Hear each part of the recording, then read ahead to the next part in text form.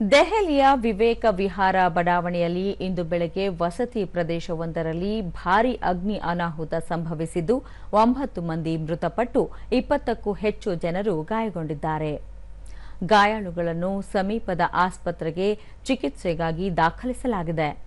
ವಿವೇಕ ವಿಹಾರ ಬಡಾವಣೆಯಲ್ಲಿರುವ 4 ಅಂತಸ್ತಿನ ಕಟ್ಟಡದ ಮನೆಯೊಂದರಲ್ಲಿ ಹವಾನಿಯಂತ್ರಣ ಯಂತ್ರವು ಸ್ಫೋಟಗೊಂಡಿದ್ದು ಅಗ್ನಿ ಅನಾಹುತಕ್ಕೆ ಕಾರಣ ಎನ್ನಲಾಗಿದೆ.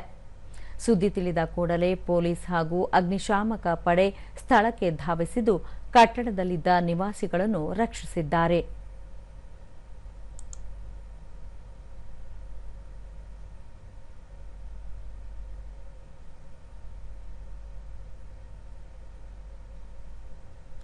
ಈ ಅಗ್ನಿ ಅನಾಹುತಕ್ಕೆ ದೆಹಲಿ ಲೆಫ್ಟಿನೆಂಟ್ ಗವರ್ನರ್ ತರುಣ್ಜಿತ್ ಸಿಂಗ್ ಸಂಧು ಮತ್ತು ಮುಖ್ಯಮಂತ್ರಿ ರೇಖಾ ಗುಪ್ತಾ ತೀವ್ರ ಆಘಾತ ವ್ಯಕ್ತಪಡಿಸಿದ್ದಾರೆ.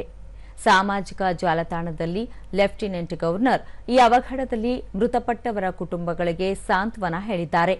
ಗಾಯಗೊಂಡವರಿಗೆ ತಕ್ಷಣವೇ ಸಂಪೂರ್ಣ ಚಿಕಿತ್ಸೆ ವ್ಯವಸ್ಥೆಯನ್ನು ಮಾಡುವಂತೆ ಹಾಗೂ ಅವಶ್ಯಕವಿರುವ ಎಲ್ಲ ಪರಿಹಾರ ಕ್ರಮಗಳನ್ನು ಕೈಗೊಳ್ಳುವಂತೆ ಸರ್ಕಾರಕ್ಕೆ ಸೂಚಿಸಿದ್ದಾರೆ.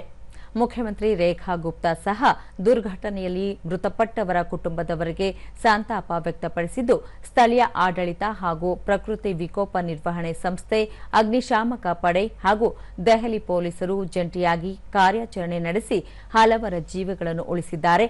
ಈ ಘಟನೆಯಲ್ಲಿ ಸಂತ್ರಸ್ತರಾದವರಿಗೆ ಪರಿಹಾರ ಸೌಲಭ್ಯಗಳನ್ನು ಕಲ್ಪಿಸಲಾಗುತ್ತದೆ ಎಂದು ಹೇಳಿದ್ದಾರೆ.